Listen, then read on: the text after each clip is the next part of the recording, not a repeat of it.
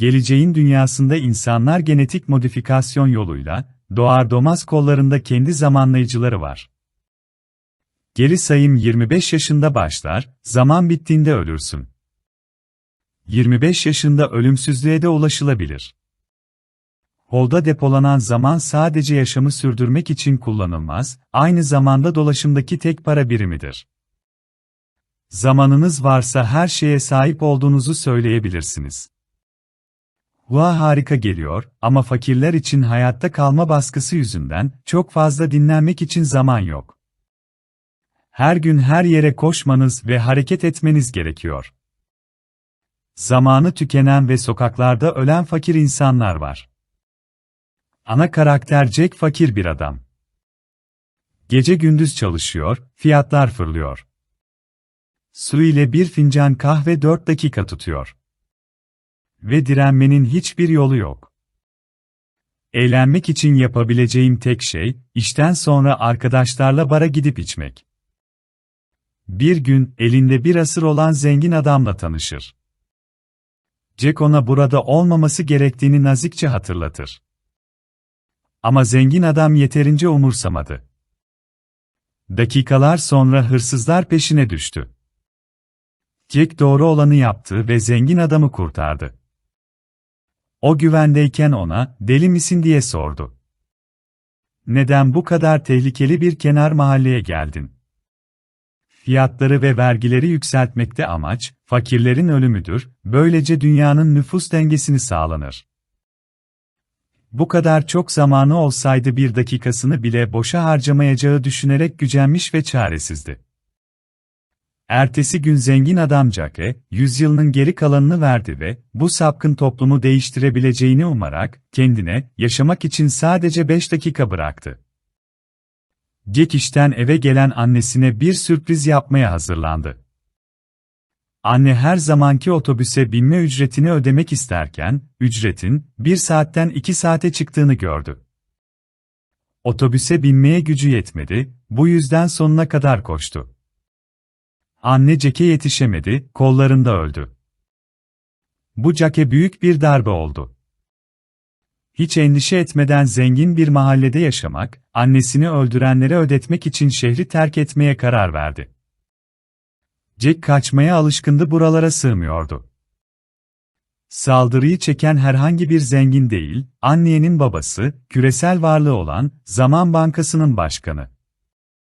Aile çok zengin, kazalar olmadığı sürece, temelde ölümsüzler. Bir akşam yemeğine katılır. Annenin babasıyla kumar oynar ve kazanır. Partide, annenin büyükannesi ve annesiyle tanışır. Sonra Vask ve Annie dans ettiler ve konuştular. Annie zengin biri olduğundan şikayet ediyordu. Babası gittiği her yerde kaçırılacağından endişeleniyor. Ki koruma tarafından takip ediliyor, yapmak istediği hiçbir şeyi yapamıyor. Sonsuz hayat çok sıkıcı, bu yüzden Jack Annie'yi sahile oyun oynamaya götürür.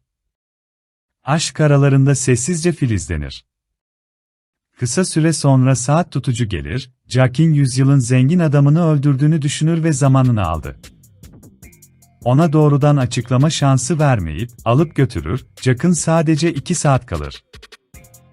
200'den fazla güzel hizmetçi ile karşı karşıya kalan, bir asırdan fazla bir zamana sahip zengin bir adam sıkılır ve kendini öldürmek ister ve sonra tüm zamanını seninle geçirir, kim buna inanır ki?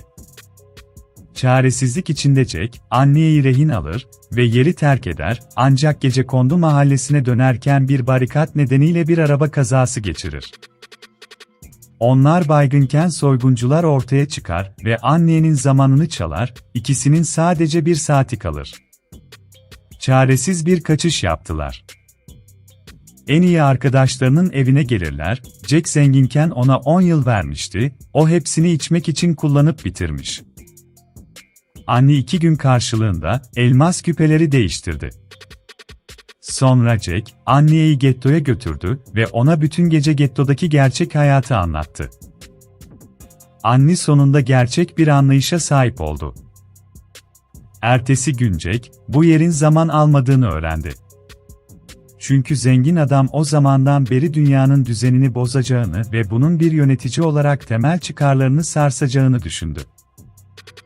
Jack'in cesareti kırıldı, Annie'nin eve gitmesine izin vermeye hazır. Tam o sırada polis geldi. Annie polise sakinleştirici mermilerle ateş etmek için koştu, ardından ikisi polis arabasını kaptı ve kaçmaya devam etti.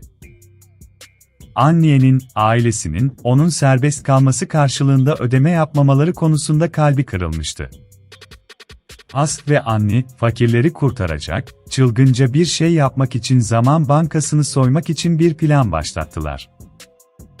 Zaman Bankası'nı, doğrudan fakirlere ücretsiz olarak açmak, zamanı her yere dağıtmak. İki adam aynı fikirde oldukları için zamanla derin bir bağ geliştirdiler, en çok aranan suçlular oldular ama yardım edilenler çok minnettardı. Polis onları bulamayacağını biliyordu, soyguncular baskı buldu. İkisi bilek güreşine başladı, Jack sihirli gücü tarafından korunuyor gibiydi. Sadece 10 saniyesi kaldığında, hırsızı etkisiz hale getirdi. Dikkat çekmek için anne babasına teslim olmuş gibi yaptı. Jack korumalarla karıştı ve 1 milyon yıllık zamanı tek bir felsiyopata çalarak onun kontrolünü ele geçirdi, sonra gecekondu mahallelerine kaçtı, fakirlere zaman verdi ama fazla zamanı kalmamıştı, polis geldiğinde çaresizce kaçabildiler. Sonunda polis tarafından yakalandılar. Ama polis saatlerine bakmayı unuttuğu için, zamanının bittiğini anlamadan öldü. Tek iki kişinin sadece 1 dakikası kaldığını gördü, polis arabasında, polisin hala ödenmemiş maaşları vardı. Jack deli gibi koştu, Annie de çılgınca ona koştu. Ve zamanın bitmesine birkaç saniye kala Annie yetişti. İkisinin de, denetimsiz dünyada büyük hırsızlara dönüşmesi umurunda değildi, etrafta dolaşıp zaman çalmakla hayatlarını kazanmaya başladılar.